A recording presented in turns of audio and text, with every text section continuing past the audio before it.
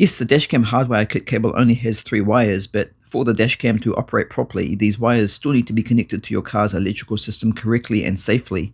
I don't like using fuse taps to hardwire a dashcam into a car. They may be easier and faster to use, but in my opinion, there are better ways to hardwire a dashcam.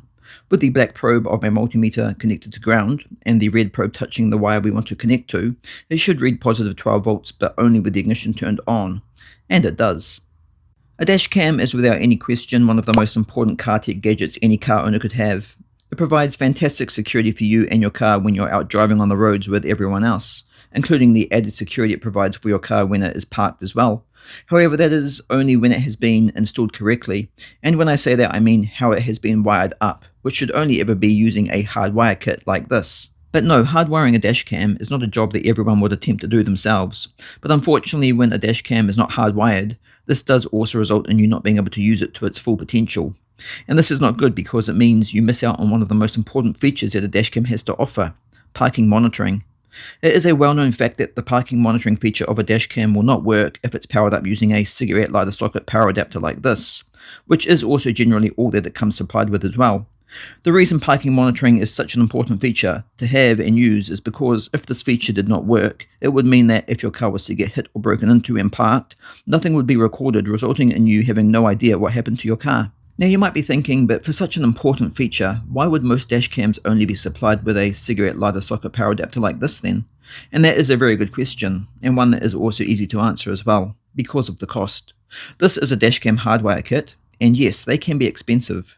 Therefore, supplying this with the dashcam itself does make the purchase of a dashcam more expensive as well.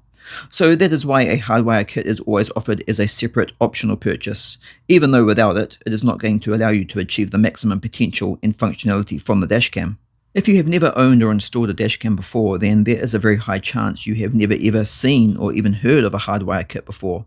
So just to make it clear, if you are buying a dashcam, always ask the supplier to include the hardwire kit with it as well, because if you don't, the chance it will be supplied with it is slim.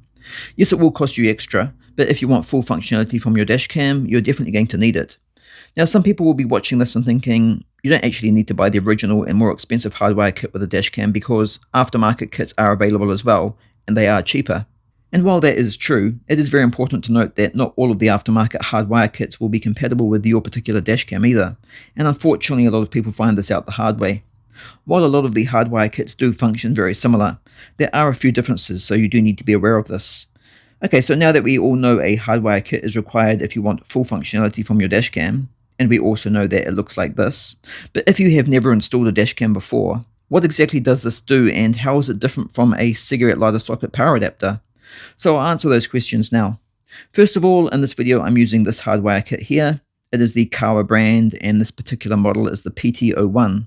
At the time of this video it costs approximately 45 New Zealand dollars and I'm going to be using it to hardwire this dashcam here, the Kawa Mini Orb. If you follow this channel, you would have seen me review the Kawa Mini Orb dashcam before. If you haven't, then you can watch the full review here. I like Kawa dashcams because of the build quality, small size, reliability, great night vision, and their affordability. How a hardwire kit like this works is it not only steps down the car's battery voltage from 12 volts to the required 5 volt power source that the dashcam requires, but because it also has a third wire, being this Red ACC wire here, it also gives the dashcam a way to now monitor the status of your ignition as well, and for the parking monitoring feature to work, this is a mandatory requirement. And it's also one of which no cigarette lighter power supply like this can provide. Now, as I have said, there are a few different types of dashcam hardwire kits, and this is only one type. And it's also very important to note that they don't all step down the voltage either. So if you purchase an aftermarket one that doesn't, and your dashcam operates on 5 volts, which no, they don't all do, then as you may have already guessed, plugging a 12 volt hardwire kit into a 5 volt dashcam probably won't end well. So with that important information out of the way, I'm now going to demonstrate how to not only professionally hardwire a dashcam using a hardwire kit, but also how to do it as safely as possible as well. But not before the disclaimer.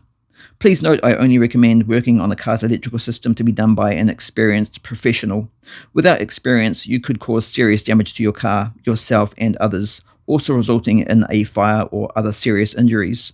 Everything seen in this video is for educational purposes only, so you take full risk and responsibility for your actions if proceeding to try and wire up a dashcam by yourself. Installing a dashcam hardwire kit is not a difficult job to do when it's done correctly, but it also needs to be done safely as well. This also means that for the low cost of paying a professional to do a small job like this for you may also be a very sensible investment. Okay, so first of all, I have now mounted my dashcam to the windscreen in the perfect position for my personal requirements. Because this dashcam has a 360 degrees rotatable base, this is a really good spot for it. Because one, it's out of my line of sight, so it's not blocking my view when I'm driving. Two, this is a perfect center viewing angle for it to be able to record everything out the front windscreen for me. And three, when I park, I can then easily just turn it around to protect the inside of my car when I'm away from it as well, which is what I want to use this dashcam for, as I have other cameras monitoring the outside of my car for me already. Okay, let's hardwire up this dashcam. So because a dashcam is generally attached to the front windscreen of the car, a really good place to make the connections is inside the roof itself. For me personally on this car, at my electric sunroof control switch. But why? Well, not only is it convenient, it also makes the installation incredibly clean and professional looking, but it's also a very safe area to make the connections as well. And this is because you are not interfering with expensive control units or the airbag system of the car itself. So there is no removing of the side panels needed where the airbags are located, and this also results in there being no wires needing to be run behind these airbag panels either, which a lot of people are skeptical of, and for very valid safety reasons as well. But wait, how am I going to connect the dashcam to the fuse box to power it up without running wires behind the airbag panels to get to the fuse box? Well, I don't need to because, as I've said, I'm going to be making all of the connections inside the roof, so there will be no wires leaving this area of the car at all. And yes, I am perfectly aware that 99% of people will probably tell you to wire the dashcam up at the fuse box using fuse taps, and while that is easier and maybe faster, I personally am not a fan of this method at all, despite it being a very common method used for hardwiring a dashcam. In my opinion, there are much better and safer ways to install a dashcam than this, and yes, everything will still be fuse protected as well, which of course always needs to be priority number one for safety. So then, speaking of fuse protection, that's the first job we need to take care of.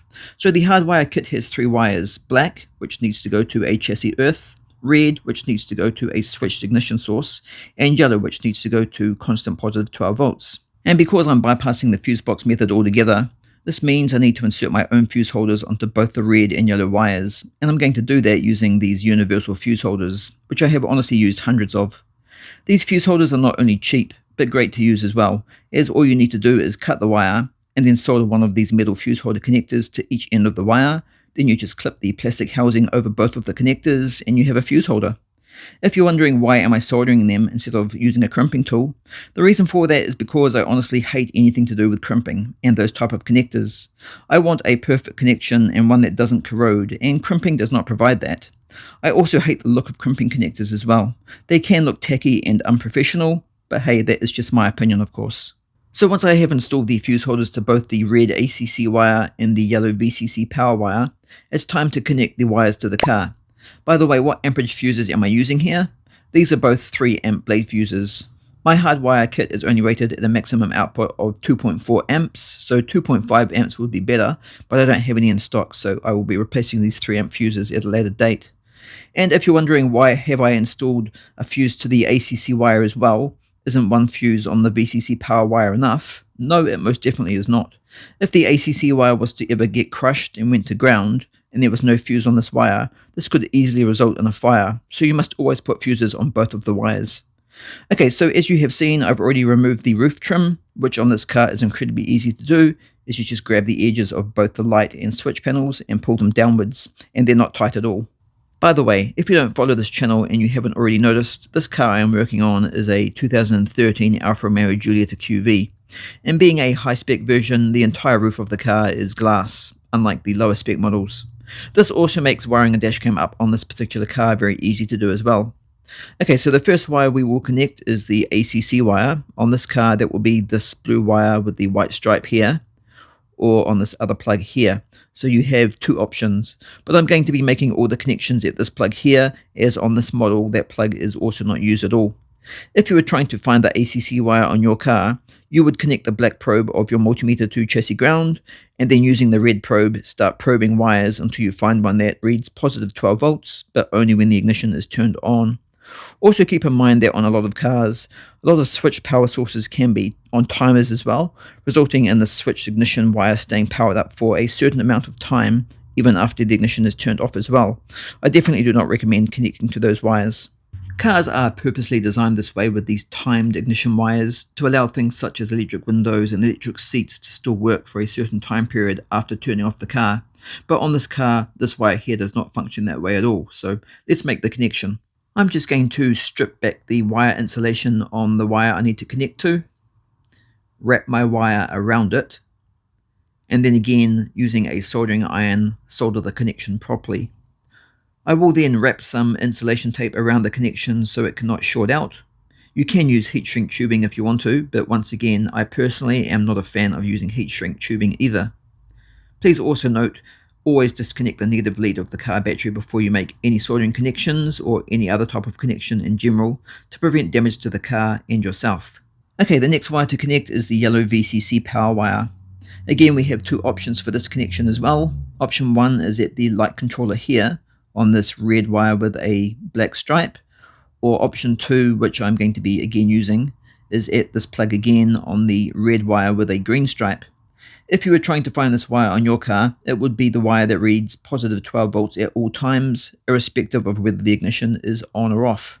You may find other wires that read around the 10 to 11 volt reading as well. These wires are not a true positive 12 volt power source, so therefore I do not recommend connecting to them. And lastly, we are left with one more wire to connect, the black wire. That needs to be connected to a good chassis ground.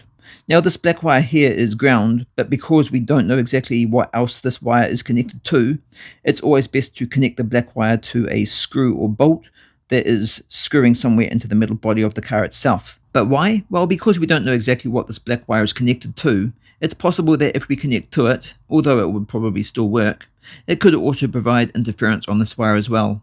And we definitely do not want that, as this can cause problems with the operation of our dash cam, including other areas of the car as well.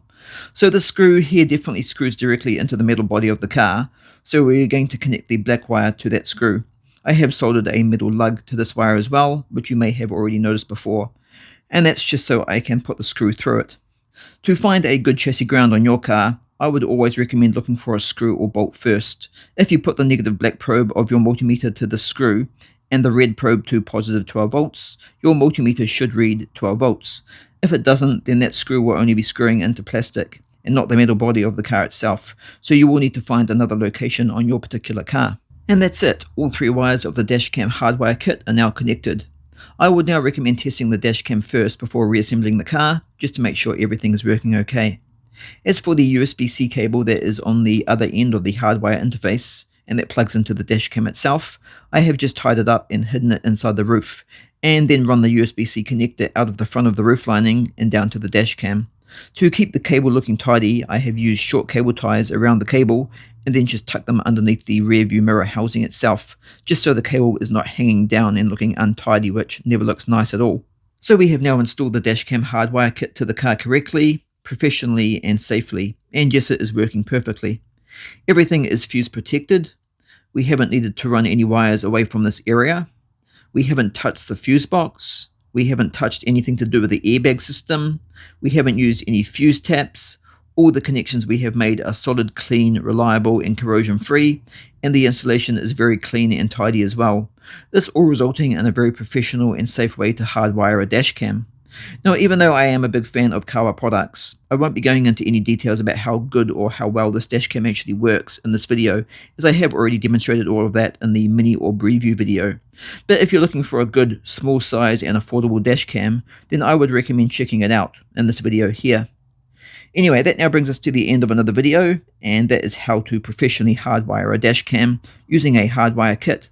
If you like this video, please hit the like button, share, comment and subscribe to the channel if you want to see more car tech content just like this, and I hope to see you all in the next video.